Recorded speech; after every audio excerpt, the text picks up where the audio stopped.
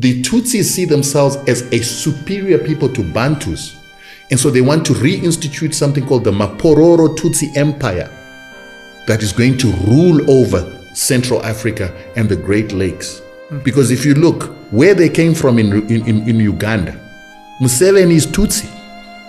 And he is the one who trained together with people like Paul Kagame in Tanzania together with our liberation fighters. And when they came from those liberation camps, then Museveni went and took power from Obote, and then he put people like Kagame and the Hutus and the Tutsis into his army and intelligence.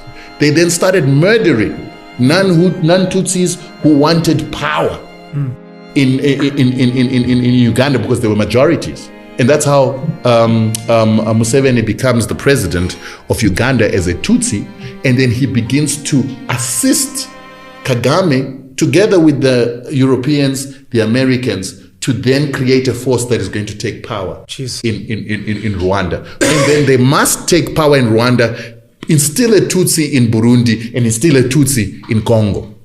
So when they then succeeded in getting what do you call him? Kabila into power, Kabila refused to put Tutsis into his government. And when he refused, then Kagame and Museveni then sent their armies and rebels into Congo with an intention to remove Kabila. Kabila then ran to SADC. And that time SADC had an organ, or the military institution was called the organ, which was being headed by Mugabe. And he said, listen, they want to overthrow me.